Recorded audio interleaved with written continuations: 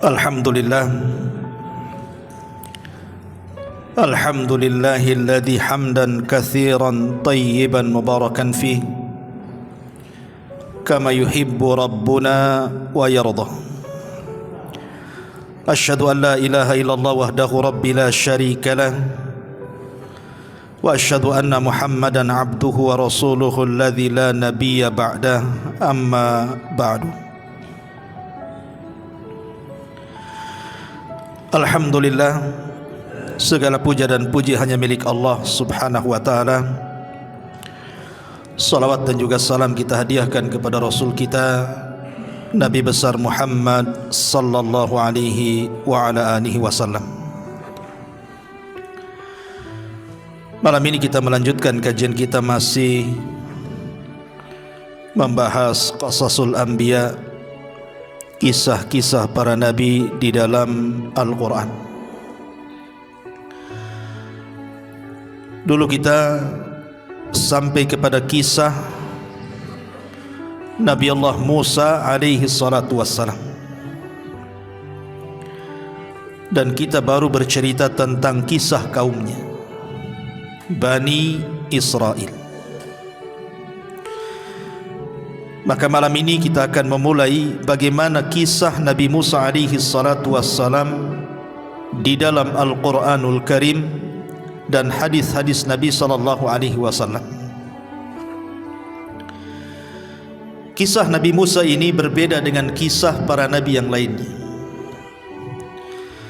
karena tidak ada satupun nabi dari 25 nabi dan rasul yang diceritakan dalam Al-Quran yang lebih lengkap, terperinci, bahkan kisah bersama kaumnya juga dijelaskan secara rinci melebihi kisahnya Nabi Musa alaihi salatu wassalam. Dalam Al-Quran ada kisah Nabi Yusuf, cukup sempurna, ataupun Nabi Ibrahim alaihi salatu wassalam, atau sebagian nabi yang lainnya, tapi tidak serinci Nabi Musa. Saking rincinya kisah Nabi Musa dalam Al-Quran itu sampai Allah subhanahu wa ta'ala menyebut di 136 kali, di 34 dalam surat dalam Al-Quran. Di antaranya tersebut dalam surah Al-A'raf 21 kali, dalam surah Al-Qasas 18 kali, dalam surah Taha 17 kali, dalam surah Al-Baqarah 13 kali, dalam surah Yunus 8 kali, dalam surah Asy-Syu'ara 8 kali, dalam surah Ghafir 5 kali, disebutkan juga dalam An-Nisa 3 kali, Al-Maidah 3 kali, Al-An'am 3 kali, Ibrahim 3 kali, dan surah An-Naml juga 3 kali, dalam surah Hud juga 3 kali, termasuk juga Al-Isra 3 kali, bahkan dalam surah Al-Kahfi 2 kali, kemudian dalam surah Al-Mu'minun juga 2 kali, termasuk dalam surah Al-Ahzab 2 kali. Jadi tersebut dalam 34 surat dalam Al-Quran, di 136 kali kisah Nabi Musa disebut dalam Quran. Tidak ada nabi selengkap ini. Pertanyaannya pun muncul, kenapa Nabi Musa alaihi salatu wassalam yang banyak dikisahkan? Bukankah di sana ada nabi-nabi yang tergolong ulul azmi minar rusul, seperti Nabi Ibrahim alaihi salatu wassalam termasuk ulul azmi, Nabi Nuh alaihi salatu wassalam termasuk ulul azmi, termasuk juga Nabi Isa alaihi salam. Bahkan Nabi kita yang mulia alaihi salatu wassalam hanya disebut 4 kali dalam Quran, dan Isa hanya disebut 20 kali saja. Kenapa Musa sebanyak itu? Ini kan sebuah pertanyaan gitu ya. Ma'asyiral muslimin yang dimuliakan Allah subhanahu wa ta'ala, para ulama menjawab, kenapa kisah Nabi Musa ini diperbanyak dalam Al-Quran? Pertama, karena salah satu dari umat yang didakwahi Nabi SAW pasca hijrah Nabi SAW dari Mekah ke Madinah adalah umat Yahudi. Dan Yahudi mayoritas di Madinah. Ada 10 kabilah Yahudi di Madinah, dan yang paling masyhur 3. Itulah kabilah terbesar Yahudi di Madinah. Pertama Bani Qunaiqah, yang kemudian Bani Nadir, kemudian Bani Quraidah. Selama dakwah di kota Madinah, Nabi SAW disibukkan dengan orang-orang Yahudi. Dan orang-orang Yahudi mengklaim bahwa Nabi mereka adalah Nabi Musa alaihi salatu wassalam. Nabi SAW tidak bisa membaca, juga tidak bisa menulis, dan tidak pernah belajar kepada padri ataupun rahib. Tapi Nabi SAW diberikan kemampuan oleh Allah, mampu menceritakan kisah Nabi Musa secara detil, melebihi pengetahuan orang-orang Yahudi Madinah, untuk menunjukkan bahwa dia seorang Nabi. Nabi tidak pernah belajar soal keyahudian, soal siapa Musa dan bagaimana sepak terjang dan dakwahnya. Tetapi kenapa dia memiliki pengetahuan? Tentu yang memberitahu tentang kisah Nabi Musa adalah Allah. Makanya Allah ceritakan Musa di dalam Al-Quran untuk disampaikan kepada orang-orang Yahudi.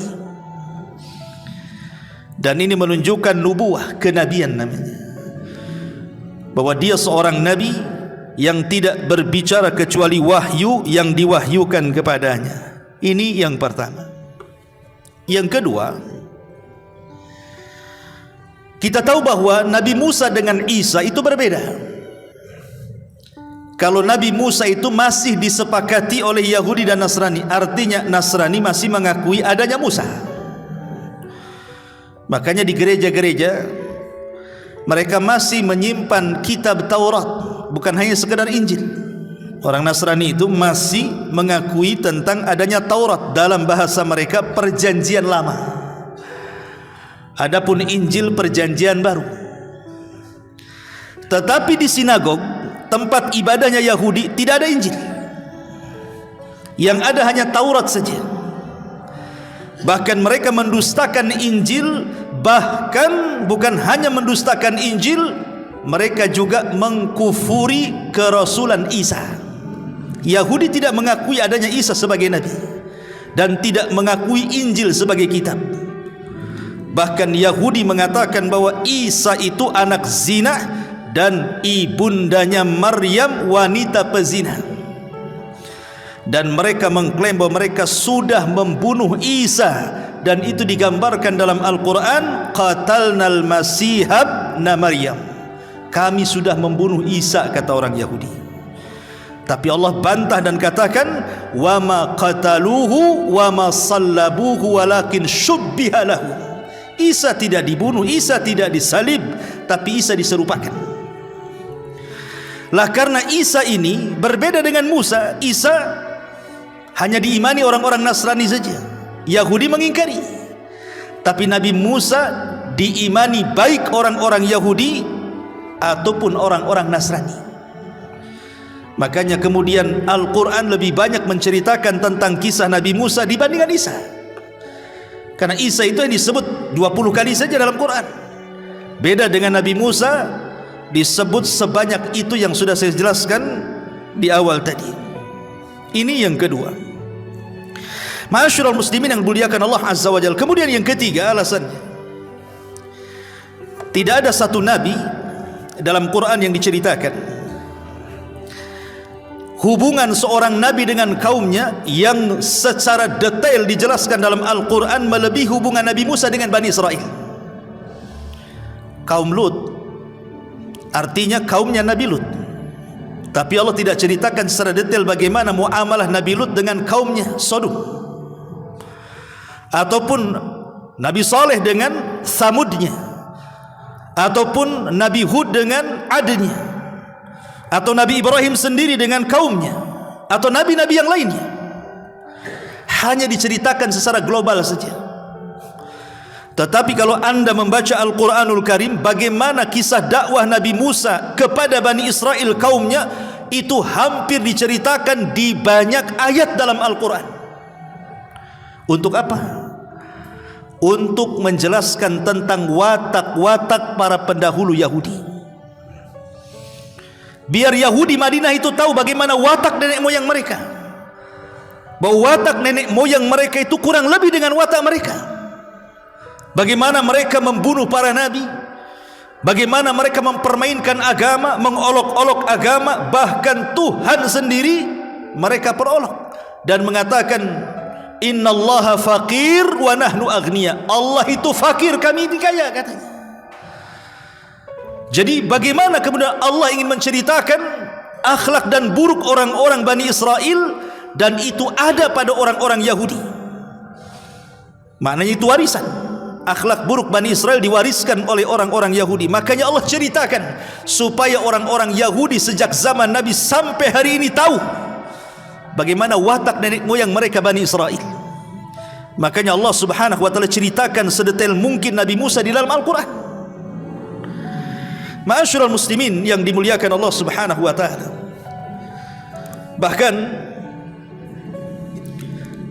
kalau kita bicara soal kedekatan para nabi sebelum nabi kita dengan nabi dan juga umat Islam adalah Nabi Musa alaihi salatu wassalam. Itu kedekatannya luar biasa.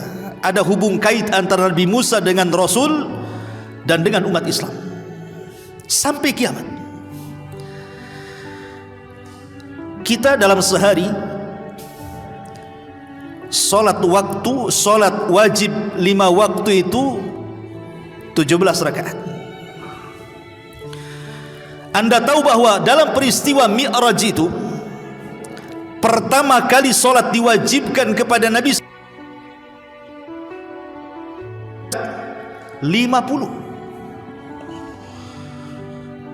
Apakah sanggup kemudian umatnya atau umat Islam melakukannya? Tidak akan sanggup. 50 waktu, siapa yang bisa melaksanakan solat 50 waktu? Yang 5 waktu saja malas-malas, mau 50 waktu pula nggak sempat kancing lah di masjid aja kan gitu. Lalu siapa yang punya kepedulian coba kepada umat Islam? Nabi SAW itu saat Isra Mi'raj banyak berjumpa dengan para nabi, berjumpa dengan Nabi Isa, dengan Yahya, dengan Yunus, dengan Yusuf, dengan Harun, dengan Adam alaihi salatu wassalam, dengan Ibrahim alaihi salatu wassalam. Tetapi yang peduli dengan umat Islam siapa? Nabi Musa. Musa bertanya kepada Nabi SAW, apa yang Allah perintahkan kepadamu? Maka Nabi SAW mengatakan, 50 salatan, Allah perintahkan kepadaku untuk melaksanakan salat 50 waktu. Kata Nabi Musa alaihi salatu wassalam, dia mengatakan kepada Nabi SAW, sebaiknya mintalah kepada Allah at-takhfif. Inna ummataka la tastati'u kulla yawmin 50 salatan wa inni qad jarrabtu an-nas qablaka wa 'allajtu bani Israil ashaddul mu'alajah fala yastati'un. Musa mengatakan kepada Nabi SAW, sesungguhnya umatmu tidak akan sanggup kalau seandainya dalam sehari 50 waktu. Aku sudah coba kepada manusia, terutama kepada Bani Israel, melaksanakan solat sebanyak itu, mereka tidak sanggup.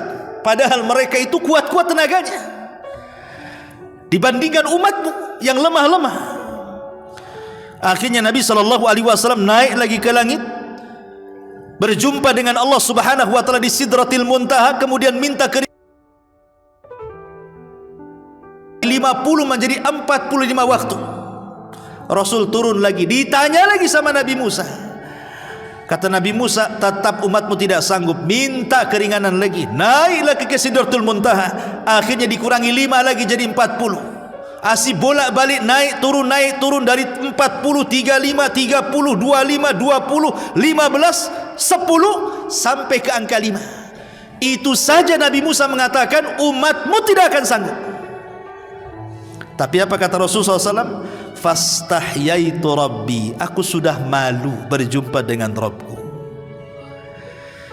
Makanya kita berterima kasih kepada Musa alaihi salatu wassalam. Lantaran dialah kemudian solat yang tadinya 50 waktu menjadi 5 waktu tuh.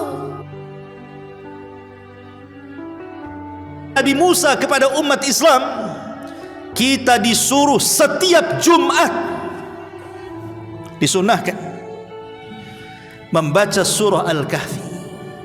Dan dalam surah Al-Kahfi itu ada kisah Nabi Musa di dalamnya. Musa dengan siapa? Dengan Khidir. Dikisahkan. Di situ ada kisah Dzulqarnain tapi tidak lengkap. Di situ ada kisah Ashabul Jannatain tapi tidak lengkap. Di situ ada kisah Ashabul Kahfi, kurang lengkap, tapi kisahnya Musa dan Khidir cukup lengkap dalam surah Al-Kahfi itu.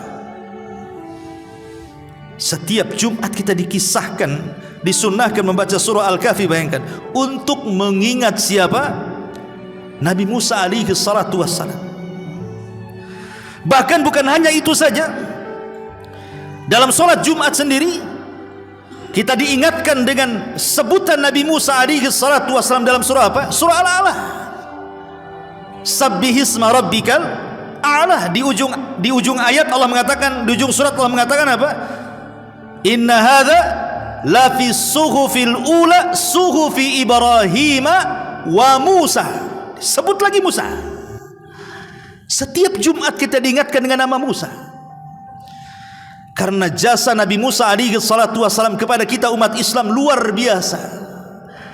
Sudah memberikan keringanan solat dari 50 waktu menjadi 5 waktu. Ini sebuah rahmat dari Allah subhanahu wa ta'ala. Kalau bukan karena Allah, kemudian sarannya Nabi Musa, tentu antum sudah solat 50 waktu, gak akan sanggup. Jangankan 50 waktu, 5 waktu saja malas-malas. Coba kita lihat, lebih banyak mana orang yang solat dan yang tidak solat? Lebih banyak yang tidak solat lah. Lebih banyak mana orang yang salat tepat waktu dengan yang tidak tepat waktu? Yang tidak tepat waktu lebih banyak kan gitu. Lebih banyak mana orang yang khusyuk solat dengan orang yang mikir hutang dalam solat? Lebih banyak yang mikir hutang kan gitu. Artinya yang khusyuk itu sedikit ujung-ujungnya. Ya. Ma'asyiral muslimin yang dimuliakan Allah Azza wa Jalla. Dari sini kita tahu bahwa ada hubung kait erat antara Nabi Musa dengan Nabi sallallahu alaihi wasallam dan juga dengan umat Islam. Apalagi kalau kita melihat sejarah Nabi sallallahu alaihi wasallam. Nabi sallallahu alaihi wasallam kalau ada sebuah peristiwa selalu dikait-kaitkan dengan Nabi Musa. Kalau ada peristiwa nih, selalunya Nabi SAW selalu dikaitkan dengan Nabi Musa dan Bani Israel. Contoh, dalam perang Hunain, Allah menang dalam perang Hunain, kan dapat ghanimah besar tuh orang perang Hunain tuh. Dapat harta rampasan perang yang tidak pernah Rasul dapati di perang-perang yang lainnya. Kemudian Rasul mulai membagikan harta ghanimah itu kepada orang-orang yang baru masuk Islam, terutama dari kalangan muhajirin, untuk melembutkan hati mereka. Sampai ludas harta ghanimah dan orang-orang Ansar tidak dapat kecuali sedikit. Datanglah manusia yang paling jahat, namanya Dzul Khuwaisirah. Dia datang kepada Nabi SAW, tiba-tiba mengatakan, "I'dil ya Muhammad." Adil wahai Muhammad. Masa bagi-bagi ghanimah kayak gitu, katanya. Maka Nabi SAW marah dan mengatakan, "Illam a'dil faman ya'dil." Kalau aku tidak adil, siapa yang lebih adil dari aku? Enggak ada. Akhirnya kemudian orang ini pergi. Kemudian Nabi SAW menyebutkan tentang ciri-ciri cikal bakal orang-orang Khawarij, bahwa nanti dari pundak orang ini akan muncul orang yang semisal dia, melesat dari Islam seperti melesat anak panah dari busurnya. Kemudian meremehkan solat kalian dengan solat mereka, puasa kalian dengan puasa mereka, baca Quran kalian dengan baca Quran mereka. Tapi mereka membaca Quran tidak sampai di tenggorokan mereka. Di ujung hadis ini syahidnya, di ujung hadis yang panjang itu, tiba-tiba Nabi SAW mengatakan di halayak para sahabat itu, apa kata Rasul? Rahimallahu akhi Musa, qad udhiya bi akthar min hadza fasabara. Sungguh Allah Subhanahu wa taala merahmati saudaraku Nabi Musa. Dia diuji lebih banyak daripada aku, kata Rasul. Tapi dia nabi yang sabar. Hadis ini dikeluarkan oleh Imam Al-Bukhari dalam sahihnya. Nabi memuji Nabi Musa karena kesadarannya, untuk menenangkan hati Rasul kan itu. Karena dia sedang diuji itu. Bagaimana dia fitnah tidak adil padahal dia seorang nabi. Apa kata dunia ketika dikatakan bos? Ini perlu kesabaran. Allah merahmati saudaraku Musa, dia diuji lebih banyak daripada aku, kata Rasul, tapi dia sabar. Bahkan Nabi Musa itu diuji oleh kaumnya Bani Israel bukan hanya soal keadilan seperti Nabi SAW, itu kan menuduh tentang kehormatan. Lebih daripada itu, Bani Israel itu menguji Nabi Musa sampai kepada tuduhan masalah fisik beliau. Jadi kebiasaan Bani Israel itu kalau mandi rame-rame. Kayak antum lah zaman bahula kan, yang hidup di kampung-kampung yang ada sungai, yang belum ada kamar mandi di rumah, itu kan rombongan tuh mandi di sungai itu. Enggak, mana ada punya malu lagi. Main telanjang semuanya kan di sungai itu. Semua pakai sempak semua. Tak ada lagi malu-malu. Zaman bahula kan ya. Zaman sekarang ya malulah. Pun tidak ada juga sungai zaman sekarang ini. Saya aja kemarin pulang itu sudah jadi limbah tahu tuh sungainya. Tapi zaman dulu itu kan orang-orang rame-rame tuh. Apalagi zaman Nabi Musa kan itu ya. Zaman kita saja lu masih kecil yang hidup di kampung rame-rame di kampung. Apalagi di zaman Nabi Musa, mandi bareng-bareng di sungai. Nabi Musa ini punya akhlak malu, pemalu dia, tidak mau rame-rame dia. Mandinya sendiri. Mulailah Bani Israel kemudian menuduh Nabi Musa, oh jangan-jangan Musa itu punya penyakit tuh, mungkin kulitnya itu borokan itu, mungkin kulitnya itu banyak kurapnya atau apalah, pokoknya dia punya penyakit tuh, makanya dia nggak mau gabung mandi dengan kami katanya. Tersebarlah isu itu. Maka Nabi Musa alaihi salatu wassalam bersabar saja.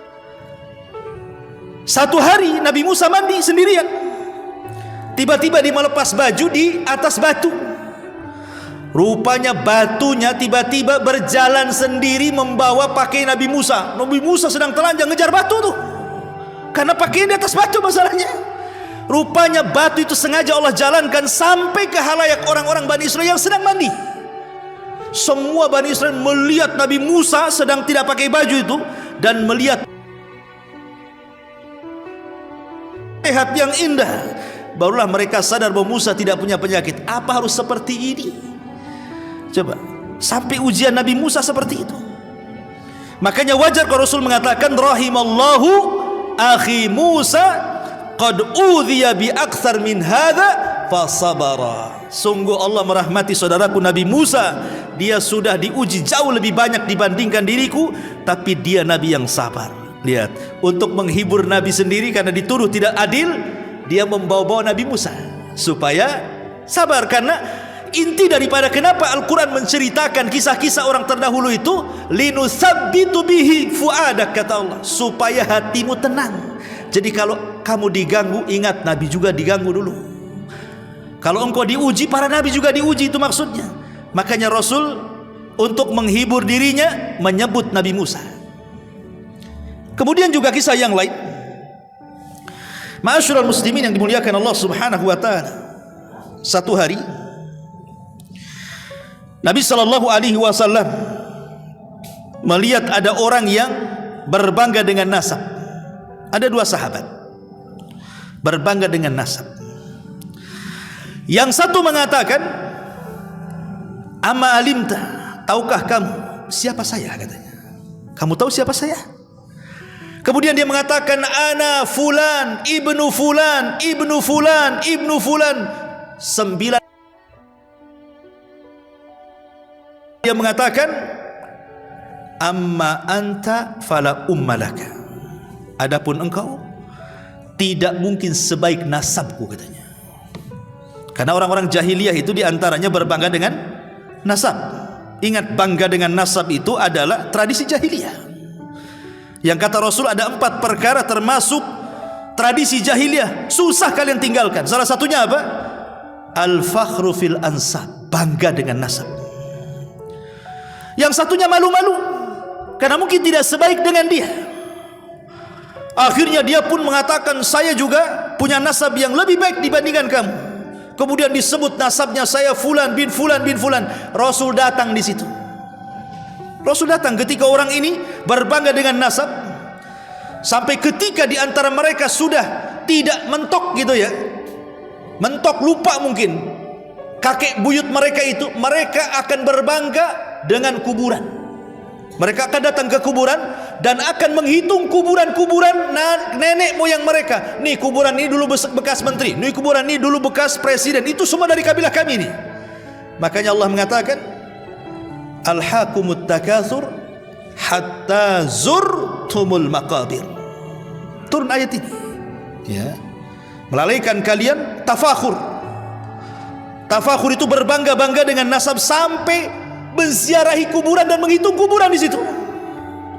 Jadi Nabi SAW ingin menjelaskan tentang hakikat nasab. Kata Nabi SAW, dulu orang seperti kalian ada di zaman Nabi Musa. Rasul menyebut Nabi Musa lagi di sini. Orang seperti kalian loh, dulu ada di zaman Nabi Musa. Yang satu berbangga dengan nasabnya dan mengatakan, tahukah kamu siapa saya? Ana fulan, ibnu fulan, ibnu fulan, ibnu fulan, ibnu fulan, sampai 9 kakeknya, tanpa mempedulikan apakah kakek buyutnya muslim atau tidak muslim. Pokoknya berbangga saja. Kemudian mengejek kawannya dan mengatakan, amma anta fala ummalaka. Adapun kau, saya yakin tidak punya nasab sebaik aku, katanya. Sebutkan nasabnya. Dengan malu-malunya dia mengatakan, amma ana, adapun saya, ana fulan, ibnu fulan, ibnu fulan. Ketika mau menyebut yang keempat, dia diam. Dia tahu bahwa kakek buyutnya yang keempat tidak muslim, tapi kafir. Dia malu menyebutkan kakek buyutnya yang keempat. Diulang lagi sama dia, saya fulan, ibn fulan, ibn fulan. Kemudian terhenti dari kaki yang ketiga. Pas menyebut kaki yang keempat, dia katakan ibnul Islam. Diistilahkan karena Islam akhirnya. Kemudian 2 orang ini wafat, kata Rasul. Yang berbangga dengan nasab kakek buyut, yang tidak mempedulikan mukmin dan kafir, Allah masukkan ke neraka. Yang satunya karena dia berbangga hanya menyebutkan kakek buyutnya yang muslim, Allah masukkan ke surga. Tapi di sini syahidnya apa? Rasul menyebut-nyebut Nabi Musa. Dan di sini ada faedah juga bahwa nasab itu bukan patokan kemuliaan manusia. Karena Rasul yang mengatakan, man batta'a bihi amaluhu lam yusri' bihi nasabuhu. Kalau lambat amalnya, tidak mungkin dikejar nasabnya. Walau yang sekarang lagi viral, ya, dikit-dikit kalau dia merasa habib, kemudian membanggakan dirinya dengan kehabibannya. Kita tidak menafikan bahwa turunan Nabi SAW yang diistilahkan di negara kita ini sebagai habib atau zamannya habaib, mereka adalah orang-orang mulia karena termasuk zuriyah Nabi. Tetapi kemuliaan zuriyah Nabi, turunan Nabi SAW itu, kalau bisa menggabungkan 2 perkara, kalau tidak bisa menggabungkan 2 perkara, tidak akan mendapatkan kemuliaan. Pertama, ketakwaan dan keimanan. Dan yang kedua, nasab yang mulia. Kalau seseorang bisa menggabungkan antara iman dan takwa, dan nasab dia sampai kepada Nabi, itulah memang zuriyah Nabi sesungguhnya. Tapi kalau seandainya hanya keturunan Nabi SAW saja, tetapi kemudian amalannya tidak sebagaimana amalan yang diajarkan Nabi SAW, Anda tidak ada bedanya dengan yang lainnya. Karena Allah Subhanahu wa Ta'ala yang memutus rantai soal kemuliaan bukan ditentukan nasab, tetapi Allah katakan, inna akramakum indallahi atqakum. Sesungguhnya orang yang paling mulia di antara kalian adalah orang yang bertakwa. Kemudian Rasul berkhutbah ketika berada di Hajjatul Wada dan mengatakan, ayuhan nas la fadla bainal arabi wal a'jam. walal aswad alal ahmar illa bitaqwallah, kata Rasul. Hei manusia, tidak ada bedanya apakah anda orang Arab, apakah bukan Arab, apakah hitam, apakah putih, apakah merah. Yang membedakan kalian hanya ketakwaan kepada Allah Azza wa Jalla. Kalau anda takwa dan anda punya garis keturunan kepada Nabi SAW, berarti anda orang mulia karena menggabungkan dua perkara. Tapi kalau tidak menggabungkan dua perkara, hanya berbangga dengan nasab, tapi amalan anda sangat jahat. Ingat sabda Rasul, man batta'a bihi amaluhu lam yusri bihi nasabu. Kalau lambat amalnya, tidak bisa dikejar dengan nasabnya. Nasab itu tidak akan bisa mengejar amalan. Amalanlah yang bisa mengejar nasab. Ma'asyiral muslimin yang dimuliakan Allah Azza wa Jalla. Taib, ini juga kisah yang kedua, bagaimana ada hubung kait antara Nabi SAW dan selalu menyebut-nyebut Nabi Musa alaihi salatu wassalam. Kemudian juga kisah yang ketiga. Ingat, dalam perjalanan perang Hunain. Kalau tadi kan pembagian ghanimah Hunain, ini dalam perjalanannya, saat perjalanan perang Hunain. Jadi perang Hunain ini memang beda sendiri dalam peperangan Nabi. Kenapa? Karena biasanya Nabi itu kalau perang, jumlah kaum muslimin sedikit, jumlah lawan banyak. Itu umumnya peperangan Nabi, baik di Badar, di Uhud, di Khandaq, banyak perangan Nabi itu. Tapi di Hunain ini terbalik. Jumlah tentara Nabi banyak, jumlah musuh pula sedikit, gitu ya. Kenapa banyaknya jumlah kaum muslimin ketika itu? Karena banyak terlibat orang-orang yang baru masuk Islam. Mereka ingin terlibat jihad, padahal keimanan mereka belum kokoh karena baru masuk Islam ya. Tapi karena semangat jihadnya kuat, akhirnya Rasul melibatkan mereka semuanya. Makanya jumlah kaum muslimin banyak tuh. Di tengah perjalanan, rupanya melewati satu pohon keramat yang disebut dengan Dzatu Anwat. Pohon keramat ini disebut Dzatu Anwat. Dan pohon Dzatu Anwat ini adalah pohon bidara yang sangat besar, yang dulu di zaman jahiliyah dikeramatkan pohon itu. Ini sahabat lewat ke pohon itu tuh, kemudian minta berhenti.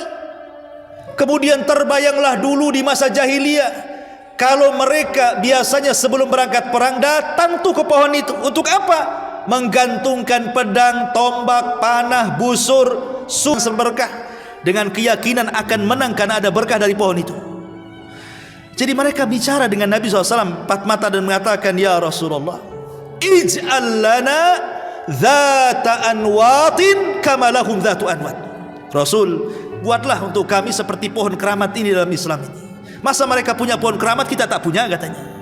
Buat jugalah untuk kami seperti itu, katanya. Oh, Rasul marah. Apa kata Nabi SAW? Walladzi nafsi biyadi latarkabunna sanana man kana qablakum. Demi jiwaku yang berada di tangannya, sungguh kalian sudah mengikuti tata cara umat sebelum kalian. Kemudian Rasul mengatakan, Qultum kama qalat Banu Israil li Musa. Ucapan kalian ini persis seperti Bani Israel ketika meminta sesuatu kepada Musa. Rasul menyebut Musa di sini. Ucapan kalian lo sama dengan ucapan Bani Israel kepada Nabi Musa, yang mereka mengatakan, ij'al lana ilahan kama lahum aliha. Ya Musa, jadikan sesembahan untuk kami sebagaimana mereka juga banyak sesembahan. Kata Musa, Allahu Akbar, innakum qaumun tajhalun. Allah Maha Besar, kalian itu kaum yang bodoh, sudah diberikan hidayah malah mau sesat, gitu bahasanya. Allah sudah berikan hidayah, tauhid, mau syirik pula dengan menyembah pohon. Makanya Nabi SAW mengatakan, kalian ini persis seperti Bani Israel yang aneh-aneh mintanya dan mengatakan, jadikan untuk kami Tuhan sebagaimana Tuhan mereka. Maka Musa mengatakan, innakum qaumun tajhalun, kalian itu umat yang jahil, yang bodoh, mana akal kalian? Sudah diberikan petunjuk mau sesat. Dan itulah yang terjadi di antara umat Islam hari ini. Kita sudah diberikan petunjuk tauhid, la ilaha illallah, tapi banyak saudara kita itu masih juga percaya dengan tangkal, dengan jimat, datang ke dukun, datang ke tempat keramat, macam-macam. Maka persis seperti kata-kata Musa, kalian itu umat yang bodoh, diberikan Islam mau sesat pula, gitu. Dari sini syahidnya adalah Nabi Musa alaihi salatu wassalam disebut-sebut dalam hadis ini. Termasuk juga yang keempat, ketika Nabi sallallahu alaihi wasallam satu hari dia bermimpi. Dalam mimpinya dia diperlihatkan ada kaum yang sangat banyak sekali. Sehingga Nabi sallallahu alaihi wasallam ngomong dengan malaikat Jibril dan mengatakan, "Ya Jibril, apakah itu umatku?" Karena Rasul mengatakan, "Fadhanantu annahu ummati." Aku sangka itu umatku, katanya. Karena banyaknya umatnya itu.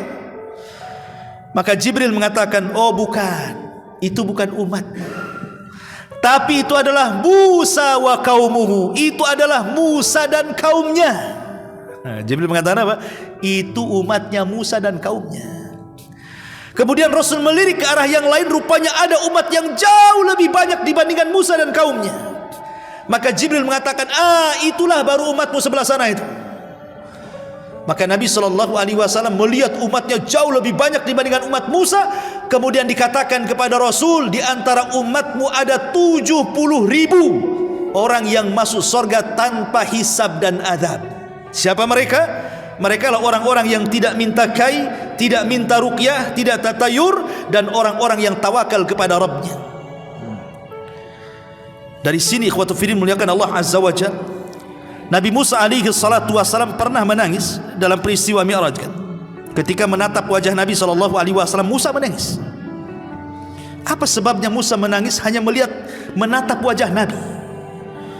Disebutkan dalam riwayat, wa kana buka'uhu hazanan ala qaumihi wa kusuru adadihim wa ala fawatil fadlil azimi minhum. Disebutkan oleh para ulama seperti Al-Imam Al-Aini dalam Umdatul Qari ketika menjelaskan tentang hadis Isra Mi'raj. Kenapa Nabi Musa sampai menangis ketika menatap wajah Rasul?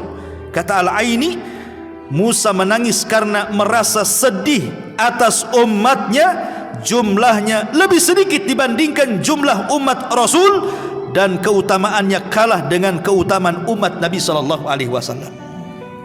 Inilah alasannya. Karena Nabi Musa mengatakan, bagaimana mungkin, dalam riwayat itu ketika ditanya, wa mayubkika, bagaimana engkau bisa menangis wahai Musa? Abki li anna ghulaman. Kata Nabi Musa, karena ada gulam. Gulam ini anak kecil. Bu'itsa ba'di, dia diutus sepeninggalku. Yadkhulul jannata min ummatihi aktsar, masuk surga dari umatnya jauh lebih banyak mimman yadkhuluha min ummati, dibandingkan umatku yang masih surga.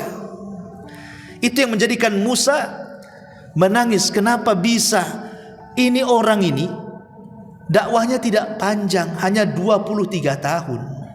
Rasul kan hanya 23 tahun saja, 13 tahun di Mekah, 10 tahun di Madinah. Berarti kalau dikumpulkan 23 dibandingkan umat Musa 950 tahun itu dakwahnya. Tapi umat Nabi SAW itu bukan hanya sekedar umatnya usianya makin pendek, badannya juga makin pendek, kan begitu? Karena sudah dekat kiamat tuh. Tetapi Allah berikan keutamaan melebihi umat yang jauh lebih panjang usianya dan jauh lebih banyak amalannya.